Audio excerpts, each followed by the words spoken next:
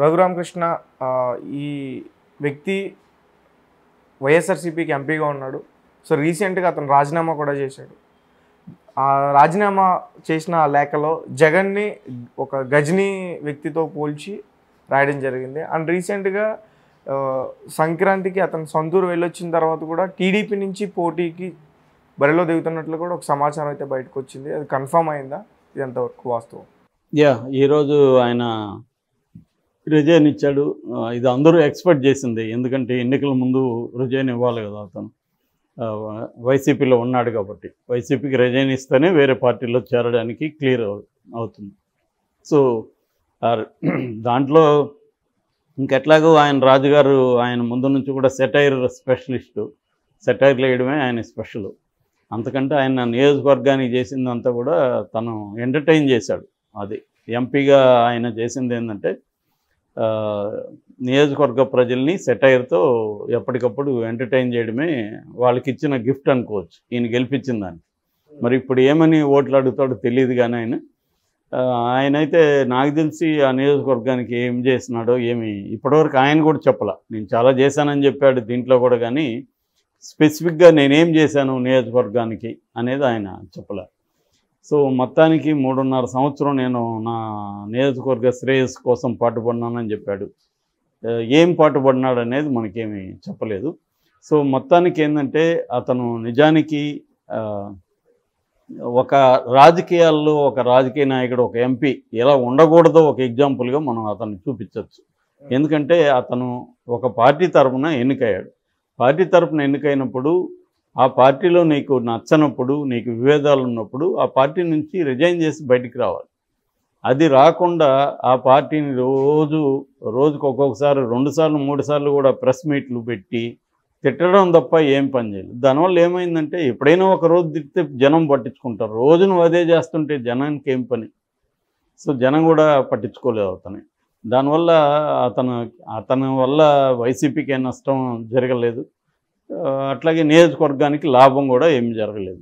అతనికి ఏమన్నా లాభం ఉంటే అతనికి లాభం ఉండాలి. ఎందుకంటే అతను ఇటు తెలుగుదేశంతో మంచిగా ఉన్నాడు, పనులు చేయించుకొని ఉంటాడు, అటు బీజేపీతో మంచిగా ఉన్నాడు, అక్కడ ఏమన్నా పనులు చేయించుకుంటాడు. ఎందుకంటే ఆల్రెడీ అతని మీద ఆర్థిక నేరస్తుడు అన్నట్టుగా కేసులు ఉన్నాయి.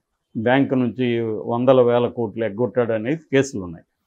సో ఈ క్రమంలో ఈరోజు అతను లెటర్ రాశాడు. ఆ లెటర్లో మీరు మహమ్మద్ గజనీ లాగా నా మీద అనేక సార్లు నా సభ్యత్వాన్ని రద్దు చేయాలని ట్రై చేశారు, ఫెయిల్ అయ్యారు మీరు. సో నేనైతే మాత్రం ఈ 3.5 సంవత్సరంలో నా ప్రజలకు సేవ చేశాను. ఇప్పుడు నేను వైసీపీ క్రియాశీల సభ్యత్వానికి రిజైన్ చేస్తున్నాను, త్వరగా ఆమోదించండి. నెక్స్ట్ ఎన్నికలు వస్తున్నాయి, ఎన్నికల్లోనే మన ఇద్దరి సంగతి తేలుతుంది. ఈ అసంబద్ధ సంబంధాన్ని ఇప్పటితో తెంచుకుంటున్నాను అని రాశాడు. కానీ ఇంత చేసినవాడు మళ్ళీ తన లోక్సభ సభ్యత్వానికి రాజీనామా చేయాల. నిజానికి వైసీపీ నుంచి కదా గెలిచింది తను. దానికేమంటాడంటే నన్ను చూసి ఓట్లేశారంటాడు. నిన్ను చూసి ఓట్లేసినా నువ్వు పార్టీలో ఉన్నావు కాబట్టి పార్టీ తరఫున గెలిచినట్టే కదా, పార్టీ శ్రేణులంతా కూడా పనిచేస్తాను కదా ఇతను గెలిచాడు. సో అది ఇప్పుడు కాంటెక్స్టు. మొత్తానికి ఇప్పుడు అతను ఏ పార్టీలో చేరుతాడు ఇంతవరకు క్లారిటీ అయితే లేదు. వైసీపీ తెలుగుదేశం ఏమో ఇప్పటివరకు ఆయన మా పార్టీలో చేరుతాడని కానీ నర్సాపురం నుంచి మేము ప్రకటిస్తామని కానీ అనట్లేదు. ఎందుకంటే బీజేపీ నర్సాపురాన్ని అడుగుతుందని చెప్తున్నారు. బీజేపీగా నర్సాపురాన్ని అడిగితే ఆయనకి టికెట్ ఇచ్చే పరిస్థితి లేదని కూడా చెప్తున్నారు. ఎందుకంటే బీజేపీలో గతంలో కృష్ణంరాజు అక్కడ 99లో గెలిచాడు. అందుకని వాళ్ళు అడుగుతున్న నియోజకవర్గాల్లో నర్సాపురం ఉంది. సో కాబట్టి ఈయనకి టికెట్ వస్తుందా లేదా తెలియదు. ఒకవేళ బీజేపీకి ఇస్తే ఇంకా జనసేన టీడీపీ నుంచి ఈయనకి ఇవ్వనప్పుడు మరి ఈయన ఏం చేస్తాడనేది తెలియదు. ఇండిపెండెంట్గా పోటీ చేస్తాడా, లేకపోతే సైలెంట్గా ఉంటాడా, లేకపోతే జనసేన టీడీపీలో చేరి వేరే నియోజకవర్గం ఏమైనా అడుగుతాడా, ఇవన్నీ ఇంకా క్లారిటీ లేదు. ఏదేమైనా అతను ఒక విచిత్రమైన వ్యక్తిగా మనం అర్థం చేసుకోవచ్చు. ఎందుకంటే నేనైతే అట్లాంటి ఒక వ్యక్తిని ఇంకో వేరే చోట ఎక్కడ కూడా చూడలే. ఒక పార్టీలో ఉంటూనే మా పార్టీ అని చెప్తూనే రోజు పంచాయతీ ఊర్లలో పని పాట లేని వాళ్ళు వచ్చి కూర్చుంటారు అన్నమాట. రచ్చబండ దగ్గర కూర్చొని మాట్లాడుతుంటారు. అలాగే దీనికి కూడా రచ్చబండ అనే పేరు పెట్టారు. ఏమీ పని చేయరు వాళ్ళు, కానీ ప్రపంచం గురించి అన్నిటి గురించి మాట్లాడుతుంటారు. అలాగే ఇతను కూడా ఏమీ పని చేయలేదు. ఒక ఎంపీగా వాళ్ళ నియోజకవర్గానికి పనిచేయడం 3.5 సంవత్సరంలో ఇతను ఎందుకు రాలేదు? సంక్రాంతికి మాత్రమే ఎందుకు వచ్చాడు? అప్పుడు కోర్టుకి వెళ్ళాడుగా ఇతను. కోర్టుకి వెళ్ళి రక్షణ తీసుకున్నాడుగా. ఇదే పని అంతకుముందు చేయొచ్చుగా. ఒకవేళ వచ్చి అరెస్ట్ అయినా ప్రజల కోసం అరెస్ట్ అయ్యాడనే పేరుండేది. నేను నా నియోజకవర్గంలోనే ఉంటాను, నా ప్రజలు నన్ను ఎన్నుకున్నారు, నన్ను ఎన్నుకున్న ప్రజలకి నేను బాధ్యత వహిస్తాను, నేను ఇక్కడ డెవలప్మెంట్ కోసం పనిచేస్తానని కానీ అతను వచ్చునుంటే ఖచ్చితంగా అతను గ్రేట్ ఎంపీ అయి ఉండేవాడు. అవేవి లేకుండా దొంగమారిగా నెల్లూరులో ఢిల్లీలోనూ హైదరాబాద్లోనూ కూర్చొని టీవీల ముందు పేపర్ పులి అనేవాళ్ళు, ఇంతకుముందు పేపర్ టైగర్ అనేవాళ్ళు. అలాగే ఇతను టీవీ టైగర్ అనమాట, మీడియా టైగర్. మీడియాలో మాత్రమే నేను ఇంత నానంతని చూపిస్తాను, ఇంకేం లేదు. గ్రౌండ్ లెవెల్లో ప్రజల తరపున ఏదైనా పోరాడా? ప్రజలకు అనేక సమస్యలు ఉన్నాయి, జగన్ ప్రభుత్వం నుంచి అనేక ఇబ్బందులు ఉన్నాయి, దాని మీద ఒక ఎంపీగా ఇతను పోరాడా? పోనీ డెవలప్మెంట్ తన ఫండ్స్ వస్తాయి, ఎంపీ ల్యాండ్స్ ఫండ్స్ అంటారు, వాటిని ల్యాండ్ ఫండ్స్ అంటారు, వాటినంతా తీసుకొచ్చి ఖర్చు పెట్టాడా? ఎక్కడైనా తన దగ్గరుండి అభివృద్ధి కార్యక్రమాలు చేయించాడా? ఏది లేకుండా ఏ అథారిటీతో ఆయన గవర్నమెంట్ని కానీ ఇంకో దాన్ని కానీ ఎలా విమర్శిస్తాడు? ఇప్పుడు తెలుగుదేశం జనసేన అంటే విమర్శించే హక్కు వాళ్ళకు ఉంది, ఎందుకంటే వాళ్ళు ప్రజల ఇష్యూల కోసం పోరాడుతున్నారు. చంద్రబాబు ఈ వయసులో కూడా అనేక ఇష్యూల మీద జగన్ ప్రభుత్వం సంబంధించి పోరాడుతున్నాడు. అట్లాగే పవన్ కళ్యాణ్ ఆయన వీకెండ్ వచ్చినా కనీసం కొన్ని స్పెసిఫిక్ ఇష్యూల మీద అయినా ఆయన పోరాడుతున్నాడు, ప్రకటనలు ఇస్తున్నాడు. అతను కన్సిస్టెంట్గా ఉంటున్నాడు. ఎంత గ్యాప్ ఇస్తున్నాడు ఏంటి అని పక్కన పెడితే, ఇతను ఏ రకంగానూ ప్రజల్లో లేడు, ఏ రకంగానూ ప్రజల ఇష్యూల మీద ఫైట్ చేయట్లేదు. ఓన్లీ పేపర్ టైగర్ లాగా, మీడియా టైగర్ లాగా కూర్చొని కబుర్లు చెప్పడం, సెటైర్లు వేయడం, ఇవి తప్ప అతను ఏమి సాధించాడు అనేది ఇప్పటివరకు ఎవరికీ తెలియదు.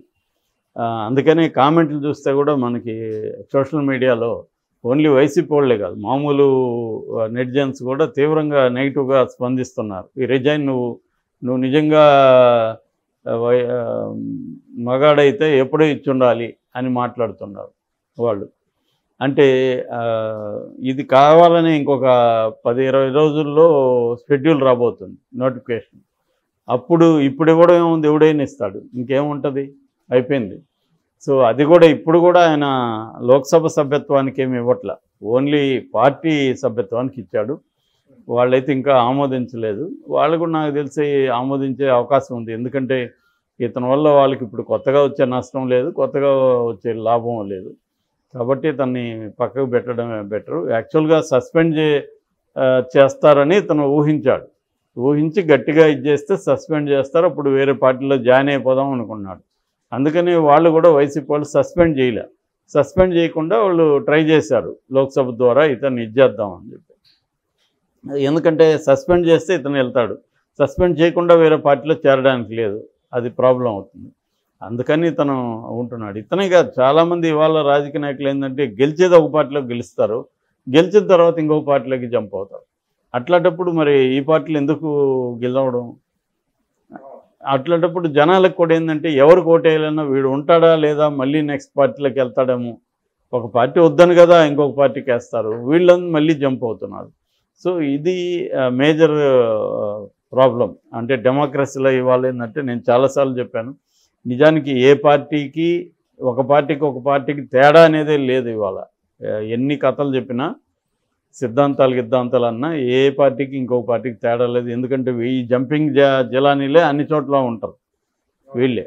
సో పార్టీకి నిజానికి ఏదన్నా తేడా ఉంటే ఈ పార్టీ నుంచి ఆ పార్టీలోకి ఎందుకు పోతున్నావు ఎవడైనా చెప్తున్నాడా? ఒకరోజు ఇటు వెళ్తాడు, మళ్ళీ అట్లా వెళ్తాడు, యూటర్న్ ఆఫ్ ద యూటర్న్ తిరిగి మళ్ళీ యూటర్న్ తిరుగుతారు. సో ఇలాంటివి జరుగుతున్నాయి. దీనికి ఒక క్లాసిక్ ఎగ్జాంపుల్గా ఇతను మిగిలిపోతాడు. చాలామందికి ఇతను కమెడియను, చాలామందికేమో ఇతను ఒక టూలు. తమ జగన్కి వ్యతిరేకులకేమో ఇతను ఒక వెపన్ లాగా ఫీల్ అవుతారు వాళ్ళు. అది కూడా షార్ప్ వెపన్ కాదు, బ్లంట్ అయిపోయింది, అది కూడా మొద్దైపోయింది. దానివల్ల ఎవరికి ఏం నష్టం లేదు.